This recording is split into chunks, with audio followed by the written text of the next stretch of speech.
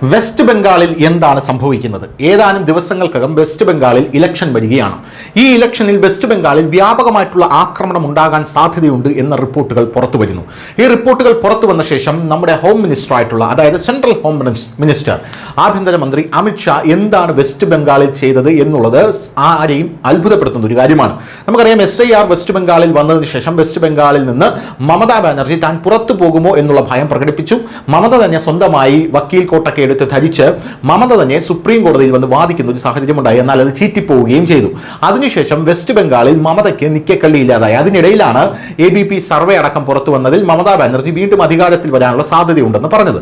155 സീറ്റോടുകൂടി മമതാ ബാനർജി അധികാരത്തിൽ ഏറുമെന്ന് പറയുമ്പോഴും 115 സീറ്റുകൾ BJP നേടും എന്നുള്ളതാണ് മമതാ ബാനർജിയെ ഏറ്റവും അധികം ആശങ്കപ്പെടുത്തുന്നത്. നമുക്കറിയാം, തൃണമൂൽ കോൺഗ്രസ് ഗുണ്ടായിസത്തിലൂടെ വളർന്നൊരു പാർട്ടിയാണ്. അതുകൊണ്ട് തന്നെ ഇത്തവണ ഇലക്ഷൻ കുളമാക്കാൻ, അല്ലെങ്കിൽ ഇലക്ഷൻ അട്ടിമറിക്കാൻ ഇവർ വലിയ രീതിയിൽ പണമിറക്കുന്നുണ്ട്, ഗുണ്ടകളെ സെറ്റ് ചെയ്യുന്നുണ്ട് എന്നുള്ള റിപ്പോർട്ടുകൾ പുറത്തു വന്നു. എന്നാൽ ഇപ്പോൾ home ministry on election commissions request to deploy additional 1920 companies of central force in West Bengal by March 31 എന്നുള്ള റിപ്പോർട്ടുകൾ പുറത്തു വരുന്നു. 1920 കമ്പനി സെൻട്രൽ ഫോഴ്സിനെയാണ് അവിടെ ഇറക്കാനായിട്ടുള്ള തീരുമാനം ഇപ്പോൾ ഹോം മിനിസ്റ്റർ നിർദ്ദേശിച്ചിരിക്കുന്നത്. ഇലക്ഷൻ കമ്മീഷന്റെ ഒരു റിക്വസ്റ്റ് പ്രകാരമാണ് ഇട്ടിരിക്കുന്നത് എന്നുള്ളതാണ് റിപ്പോർട്ട്. ഇതോടുകൂടി സെൻട്രൽ ഫോഴ്സ് ഡിപ്ലോയ്മെന്റ് 2400 കമ്പനിയാണ് ബംഗാൾ ഇലക്ഷനായിട്ട് അവിടെ വന്ന് തമ്പടിക്കുന്നത് എന്നുള്ള റിപ്പോർട്ടാണ് പുറത്തു വരുന്നത്.